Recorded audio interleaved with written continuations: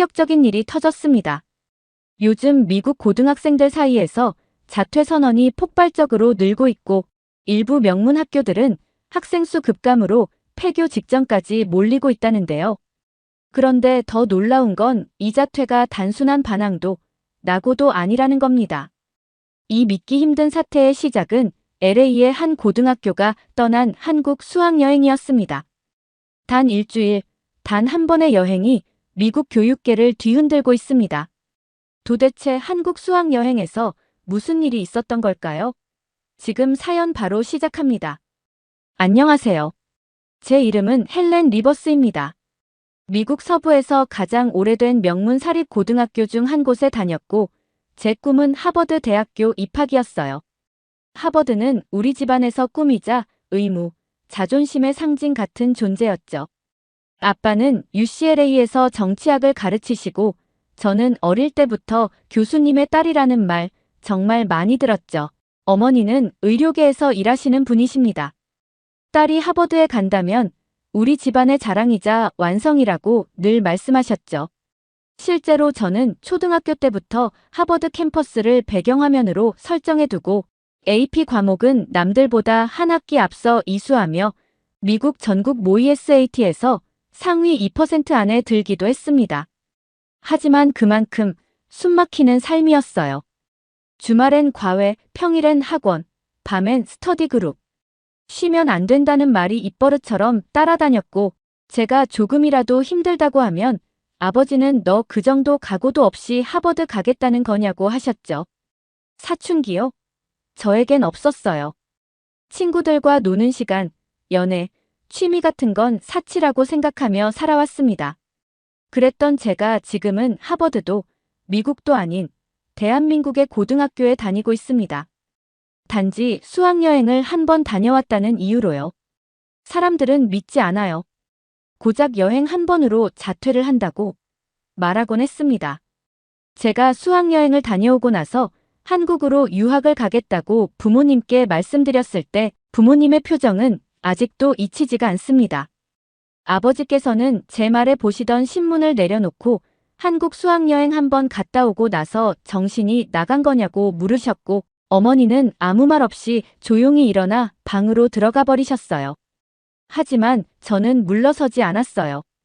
그 여행 이후로 미국 학교는 더 이상 제게 꿈을 향한 길이 아니라 숨조차 쉴 수 없는 공간처럼 느껴졌거든요. 그리고 결국엔 제 고집대로 한국에 와서 학교를 다니고 있습니다. 도대체 한국에서 무슨 일이 있었길래 하버드도 포기하고 한국에서 학교를 다니고 있는지 궁금하시죠? 지금부터 저의 이야기를 들려드릴게요. 매년 우리 학교에서는 11학년을 대상으로 해외 수학여행 프로그램이 진행됩니다. 프랑스 파리, 일본 도쿄, 중국 베이징, 그리고 한국 서울. 학생들은 원하는 나라를 선택해 신청서를 내고 성적과 태도, 지원, 동기 등을 평가받아 가장 적합한 나라에 배정되는 시스템이에요. 대부분 친구들은 프랑스 파리나 일본 도쿄를 선호했어요. 누군가는 프랑스 에펠탑에서 사진 찍고 싶다 했고 어떤 애는 일본 애니메이션 성지 투어가 꿈이라고도 했죠. 저 역시 처음엔 프랑스를 생각했어요. 하버드 진학에도 문화예술 경험이 도움이 되니 논리적으로 보면 프랑스가 맞는 선택이었거든요. 하지만 고민하던 중 저와 가장 친한 친구인 케일라가 물었어요. 우리 한국 가보는 건 어때? 일본이나 프랑스는 언젠가 또 갈 기회 있을 것 같지 않아? 케일라는 저보다 훨씬 감성적인 아이였고 그전부터 K-드라마랑 K-팝에 푹 빠져있던 친구예요. 저는 또 한국 타령이네 하며 웃었지만 솔직히 그 말이 마음에 남더라고요.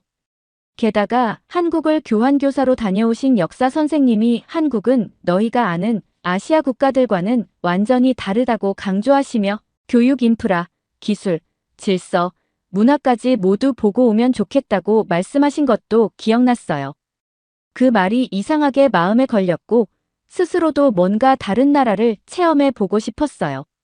결국 저도 케일라와 함께 한국을 일지망으로 선택했고 며칠 후 둘 다 합격자 명단에 나란히 이름이 올라 있는 걸 보고 소리 질렀습니다. 그때까진 그 여행이 우리 인생을 완전히 바꿔놓을 줄은 몰랐어요. 비행기에서 내리는 순간부터 한국은 내가 알던 세상과 달랐다는 걸 느꼈어요. 처음 발을 디딘 인천공항 너무 조용하고 너무 깨끗하고 잘 정돈돼 있었어요. 공항이라고 하면 저는 늘 혼잡하고 소란스러운 JFK 공항을 떠올렸거든요. 사람들은 여기저기서 짜증을 내고 줄은 길게 늘어져 있고 짐은 잘못 붙여져서 다른 나라로 가는 경우도 있고요. 그런데 인천공항은 달랐어요. 입국 심사는 자동화 시스템으로 30초 만에 끝났고 환승 구역에는 로봇이 돌아다니며 안내를 해주고 벽면 곳곳엔 영어와 일본어, 중국어, 스페인어까지 표기된 디지털 표지판이 깔끔하게 정리되어 있었습니다. 심지어 공항 화장실도 호텔처럼 반짝였고 그 중에서도 제일 놀라웠던 건 와이파이였습니다. 짐 찾자마자 스마트폰을 켰는데 인천 프리 와이파이라는 게 뜨더라고요. 한번 눌렀을 뿐인데 바로 연결됐고 1초도 안 돼서 유튜브가 켜졌어요. 저는 그때 한국 여행 브이로그 영상을 보려 했는데 광고도 없이 바로 시작된 거예요. 버퍼링. 그런 단어는 존재하지도 않았어요. 놀란 저는 케일라를 툭 치며 말했습니다. 이거 진짜 실화냐? 케일라가 넷플릭스를 켜보더니 한국 드라마가 바로 재생된다며 놀라워했고 우리 둘 다 동시에 눈이 동그래졌습니다. 그 순간 머릿속을 스친 건 우리 학교의 망할 와이파이. 도서관에서 리포트 내려받을 때 연결 실패가 몇 번이고 뜨고 한 번은 학교 서버가 다운돼서 시험이 날아간 적도 있었거든요. 이거 나 지금 하버드 준비한다고 미국에서 죽어라 공부했는데 한국 공항 와이파이에 자존심 무너지는 건 뭐지? 농담처럼 말했지만 속으론 약간 씁쓸하고 창피하고 부끄러웠어요. 그 작은 인터넷 하나에서 우리는 왜 이렇게 당연한 것들을 당연하게 못하고 살았지? 하는 생각이 들더라고요. 하지만 그건 시작에 불과했어요.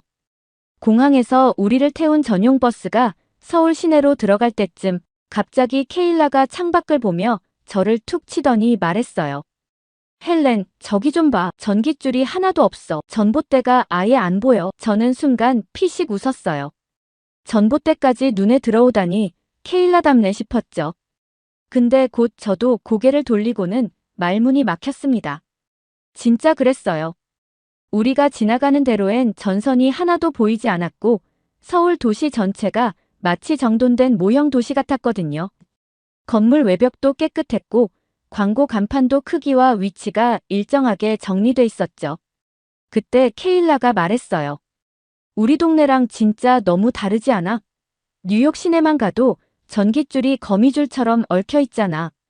그 말에 저는 고개를 끄덕일 수밖에 없었습니다. 미국 도심은 대부분 허공에 복잡하게 얽힌 전깃줄과 낡은 전봇대가 가득하거든요. 특히 눈이나 비가 많이 오는 날엔 전선에서 스파크가 튀는 걸 본 적도 있어요. 그럴 땐 정말 저게 괜찮은 걸까? 싶을 정도였죠. 그런데 지금 우리가 지나고 있는 서울 한복판은 하늘도 도로도 건물도 모두 깔끔했고 뭔가 불안한 요소 없이 편안하게 구성된 정돈된 도시라는 느낌이 들었어요. 도로가 너무 깨끗하고 차들이 줄을 맞춰서 조용히 움직이고 있었거든요.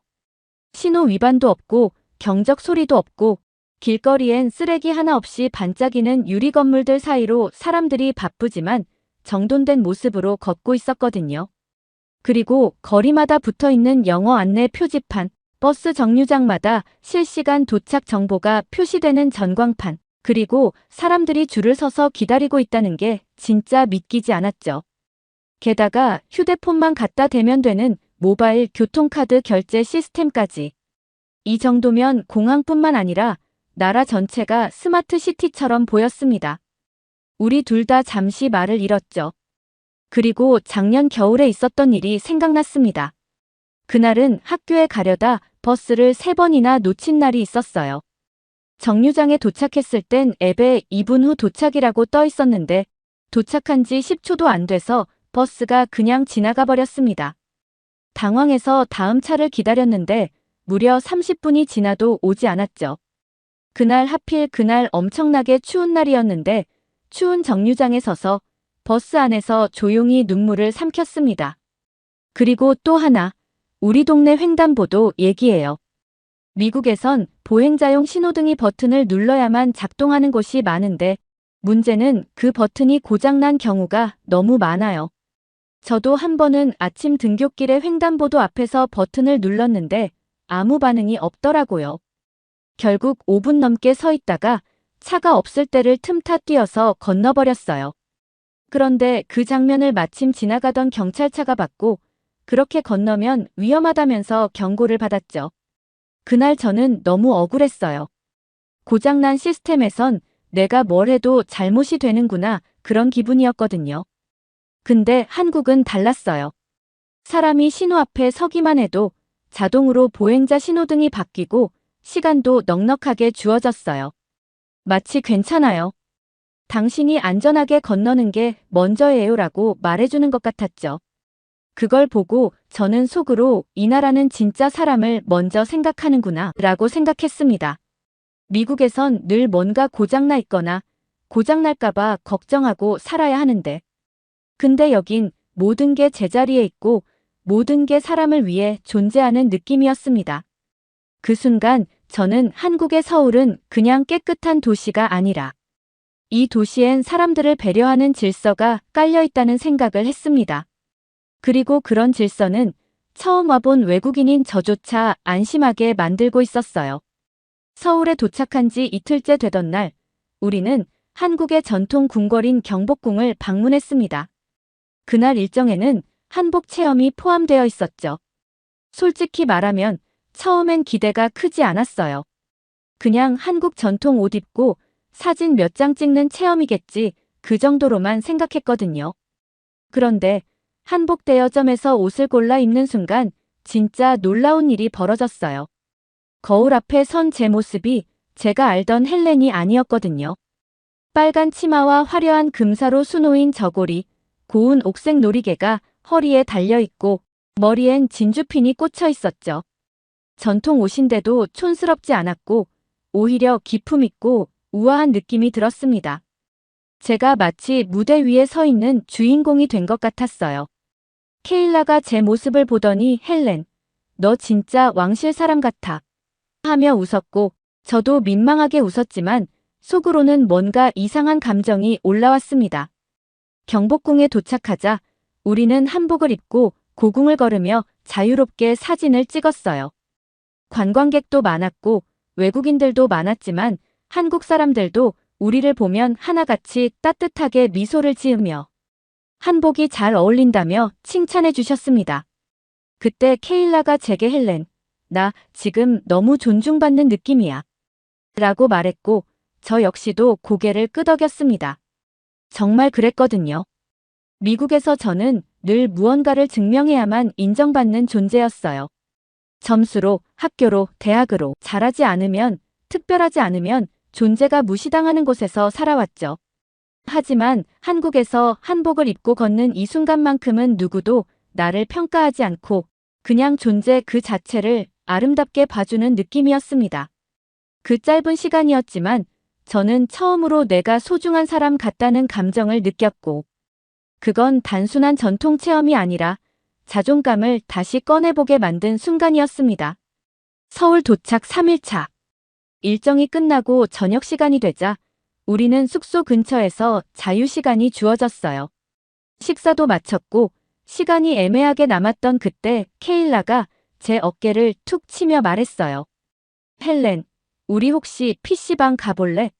PC방? 처음엔 저는 고개를 갸웃했어요.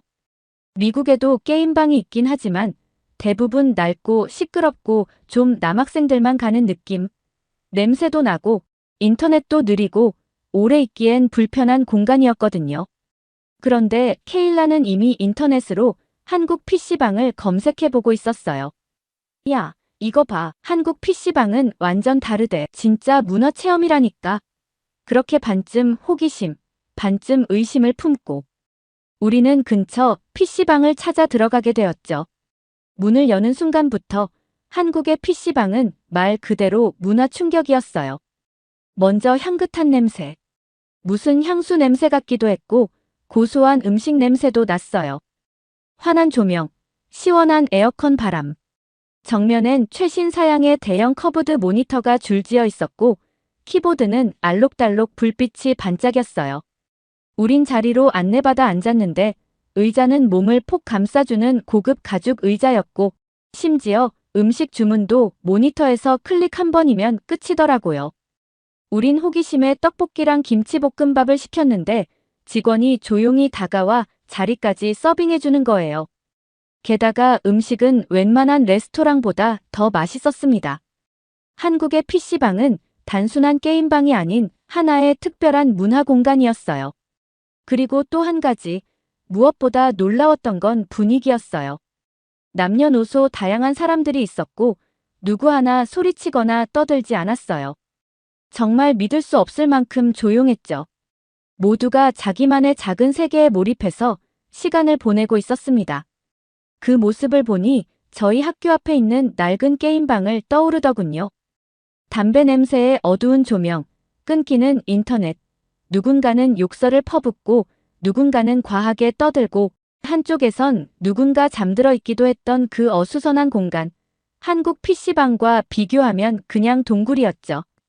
한국의 PC방은 집보다 편하고 도서관만큼 조용한 공간이었어요.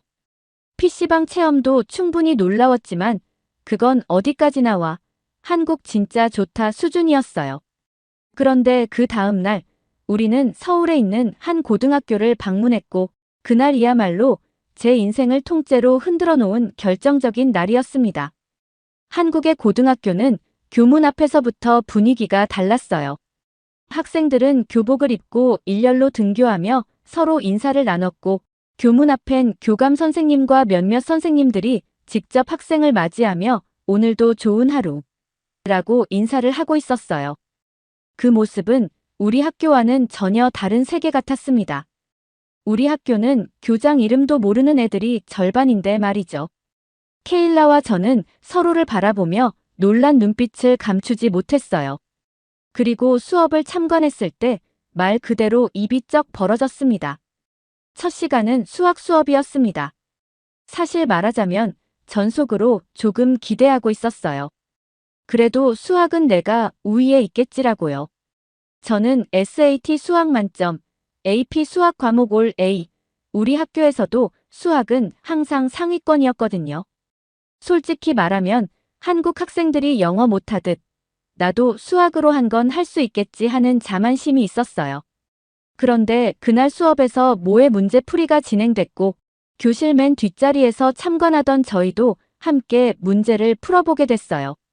칠판에는 기하와 확률이 섞인 문제 하나가 나왔고 선생님은 이 문제는 조금 어려운 문제라고 말씀하시면서 누가 먼저 푸는지 한번 보자고 하셨습니다.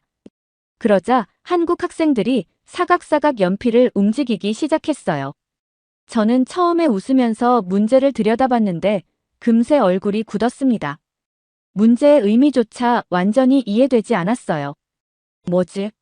내가 모르는 수학 기호가 왜 여기에? 알고 보니 문제 수준이 미국에서는 대학교 2학년에서 배우는 난이도였습니다. 그런데 단 5분도 안 돼 앞줄에 앉은 여학생이 손을 들고 정답을 말하더군요. 심지어 풀이 과정까지 조리 있게 발표했고 선생님은 흐뭇하게 웃으셨습니다. 게다가 다른 학생들도 줄줄이 손을 들었고 서로 다른 방법으로 풀이하는 모습은 마치 수학 캠프나 대학 세미나 같은 분위기였어요. 그 순간 저는 한 문제도 못 푼 채 아무것도 적히지 않은 종이를 내려다보며 말 그대로 멘붕 상태에 빠졌죠. 나는 수학을 잘한다고 믿었는데 한국 학생들 앞에서는 아무것도 아니구나. 그 후 나중에 들은 이야기였지만 그 교실에서 문제를 풀던 학생들 중 일부는 이미 국제수학올림피아드에서 상을 받은 경험도 있다고 했어요. 알고 보니 한국은 세계 수학 경시대회에서 늘 상위권을 차지하는 나라였고 수학뿐 아니라 과학, 정보 분야에서도 세계적으로 인정받는 교육 강국이었습니다. 수업이 끝나고 점심시간이 되자 우리는 학생들과 함께 급식실로 이동했어요. 처음엔 그냥 학교 밥이겠지 하고 별 기대 없었어요. 미국 학교 급식이라고 해봤자 눅눅한 피자, 식은 감자튀김, 묽은 수프, 그리고 플라스틱 통에 담긴 통조림 과일 정도니까요. 그런데 한국 급식실에 들어서는 순간 여기가 진짜 학교가 맞는지 의심이 들 정도였습니다. 거의 호텔 뷔페 같았거든요. 한 줄로 질서 있게 서 있는 학생들, 음식이 가지런히 담긴 스테인리스 식판, 갓 지은 밥에 고등어구이, 따끈한 미역국, 거기에 김치와 2가지 나물 반찬, 디저트로는 수박 한 조각과 요구르트까지. 게다가 각 음식마다 원산지 표기와 영양 정보가 적혀 있었고 배식해주는 분들도 많이 먹어 하며 웃어주시더라고요. 우린 조금씩 담아 식탁에 앉아 먹기 시작했는데 한 입, 2입 먹을수록 놀라움이 밀려왔어요. 건강하면서도 맛있고 자극적이지 않으면서 깊은 풍미. 그날 나온 미역국은 정말 속이 따뜻해지는 맛이었어요. 저는 그때 처음 알았어요. 학교 밥이 이렇게 정성스럽고 맛있을 수 있구나. 라고요. 그리고 가장 놀라운 건 이 모든 게 무료라는 사실이었어요. 그 순간 저는 깨달았어요. 한국 학교는 정말 학생을 위한 공간이라는 걸요. 미국에선 급식도 유료고 영양 균형도 엉망이고 음식이 맛없으면 그냥 안 먹는 학생도 많아요. 그걸 선생님들도 학교도 별로 신경 쓰지 않죠. 근데 한국에선 학생 한 명 한 명이 제대로 먹고 있는지까지 학교가 책임지는 느낌이었어요. 그리고 그게 급식이라는 식판 하나로 그대로 전해졌어요. 그날 점심은 제게 충격이자 위로였어요. 맛있다는 감탄보다 나도 한국 학교에서 지내고 싶다는 생각이 더 강하게 남은 한 끼. 그건 그냥 밥이 아니었어요. 나도 이 안에 속하고 싶다는 마음이 생긴 순간이었어요.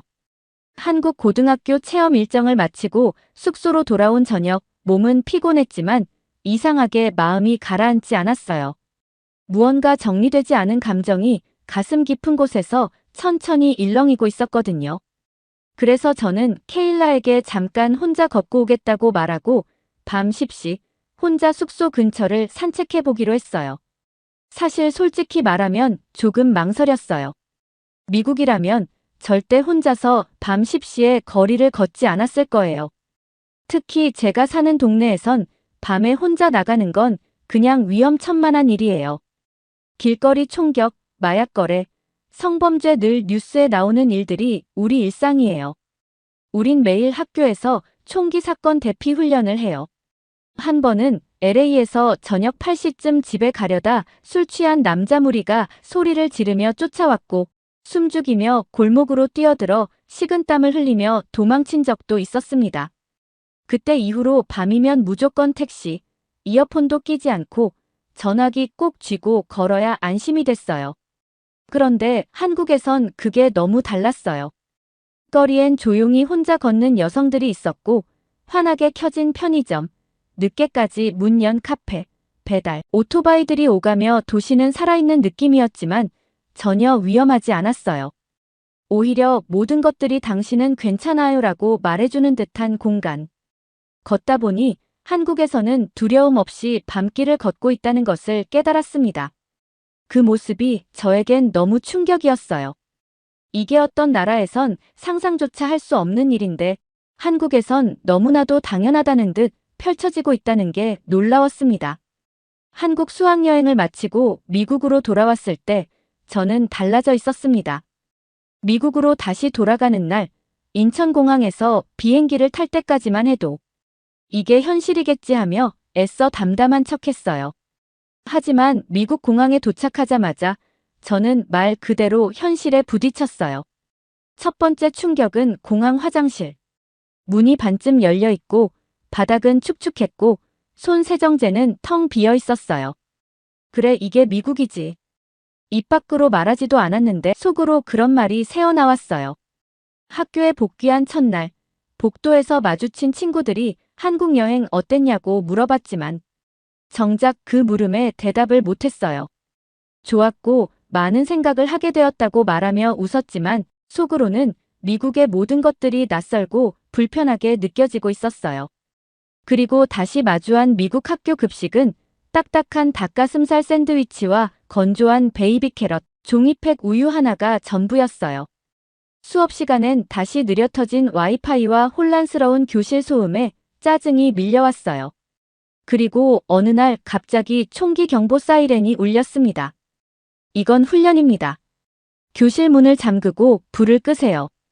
불 꺼진 교실 안에서 책상 밑에 웅크린 채 숨죽이고 있던 그 순간 제 머릿속에는 서울 밤거리에서 편의점 가던 제 모습이 떠올랐어요.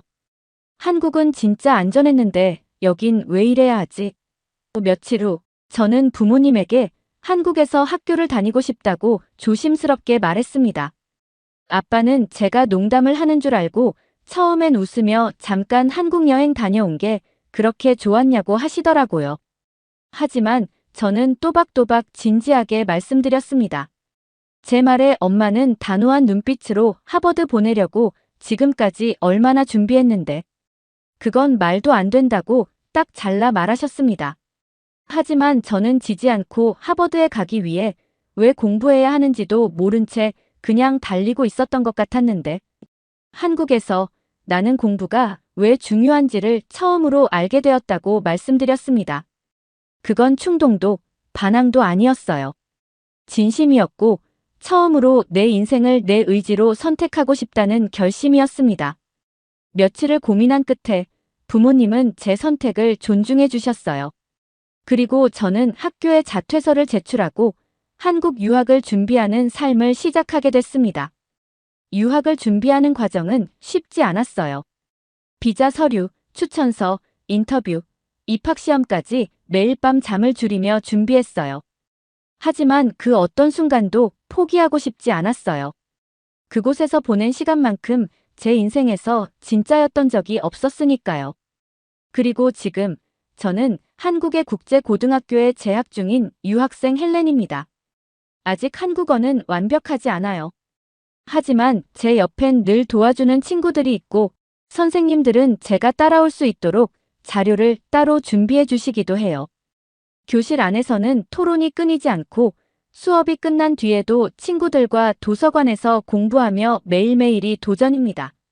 하지만 힘들지 않아요. 왜냐면 제가 진짜 꿈을 꾸고 있는 곳이니까요.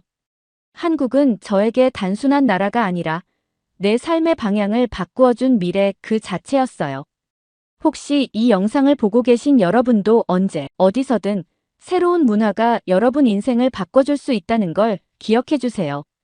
그리고 한국이라는 나라가 이렇게 누군가의 꿈이 되고 희망이 되고 인생의 전환점이 된다는 걸 많은 분들이 알아주셨으면 좋겠어요. 감사합니다. 헬렌이었습니다. 오늘의 사연 어떻게 들으셨나요? 한 번의 수학여행, 그 짧은 7일간의 경험이 한 소녀의 인생 전체를 바꿨습니다. 처음엔 단순한 호기심이었고 그저 한 나라를 구경해보는 정도였지만 헬렌의 용기 있는 선택이 마음속에 작은 울림이 오는 감동적인 사연이었습니다. 오늘의 사연이 좋으셨다면 좋아요와 구독, 그리고 따뜻한 응원 댓글도 잊지 말아주세요. 세상 어딘가에서 새로운 길을 걷고 있는 누군가에게 당신의 한 줄이 큰 힘이 될지도 모릅니다. 감사합니다.